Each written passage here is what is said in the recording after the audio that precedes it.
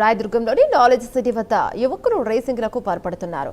కార్లకు భారీగా సౌండ్ వచ్చేలా సైలెన్సర్లను ఏర్పాటు చేసి హంగామా చేస్తున్నారు. ఇక్కడ రేసింగ్లు చేయొద్దని పోలీసులు పలుమార్లు హెచ్చరించినా లెక్క చేయడం లేదు.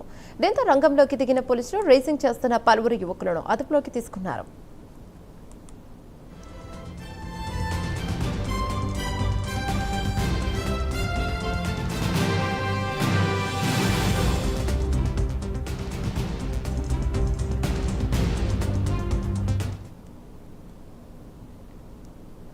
రాయదుర్గంలో ఇక యువకులు రెచ్చిపోయి నానా హంగామా చేస్తున్నారు. అక్కడ స్టంట్లు చేయొద్దని పోలీసులు చెప్తున్నా కూడా వినకుండా రేసింగ్లకు పాల్పడుతున్నారు. దీనిపై మరింత సమాచారం కరెస్పాండెంట్ హరికృష్ణ అందిస్తారు. రైట్ హరికృష్ణ, చెప్పండి, అసలు ఎప్పటి నుంచో కూడా దీనిపై కట్టుదిట్టమైన చర్యలను తీసుకోవాలి అనుకుంటున్నా కూడా ఎందుకు పదే పదే ఇలా జరుగుతుంది అక్కడ?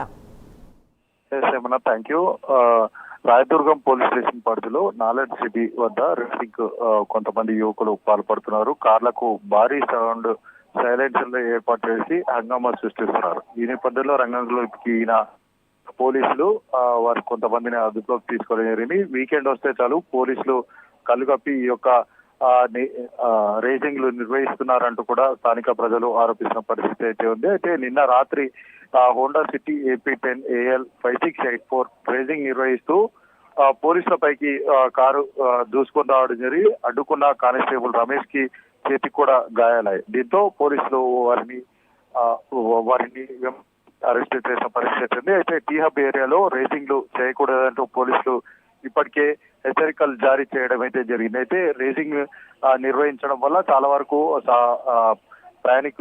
ప్రజలకు ఇబ్బంది కలగడమే కాకుండా ఇది అంతేకాకుండా ఏమైనా జరిగితే ప్రాణ నష్టం జరిగే కూడా అవకాశం కూడా ఉన్న నేపథ్యంలో కూడా రేసింగ్ లో పాల్పడదంటూ కూడా పోలీసు యువతని హెచ్చరించిన పరిస్థితి అయితే ఉంది. అయినా కానీ సరే యువత పెడచోన పెడుతూ కూడా ఈ యొక్క రేసింగ్లు నిర్వహిస్తున్నారు. ఈ నేపథ్యంలోనే నిన్న రాత్రి రేసింగ్ నిర్వహిస్తున్న రెహాన్ 19 పోలీసు వయసు 19 అతన్ని రాయదుర్గం పోలీసులు అయితే అదుపులోకి తీసుకున్నారు. అతని వద్ద నుండి Honda city car, mobile phone స్వాధీనం చేసుకున్నారు. మరికొంతమంది రేజర్లు పరారులో ఉండగా వారి కార్ల నెంబర్ల ఆధారంగా కూడా వారిని కూడా పోలీసు పట్టుకునే పనిలో పోలీసులు నిమగ్నమయ్యారు. వీకెండ్ సిటీ సరిహద్దు ప్రాంతాల నుండి రైసింగ్ల కోసం tea hub ఐక్యమై my home Bhooja వరకు కూడా యువత రేసింగ్ నిర్వహిస్తున్న పరిస్థితి అయితే ఉంది. సో ఈ నేపథ్యంలోనే కఠిన చర్యలు అమలు చేయాలి.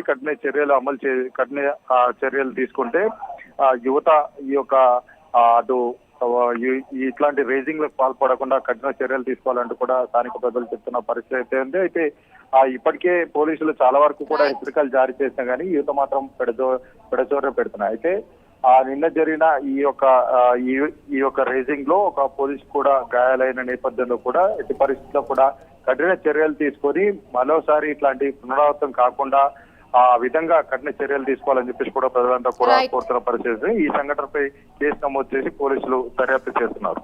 Thank you Harikrishna.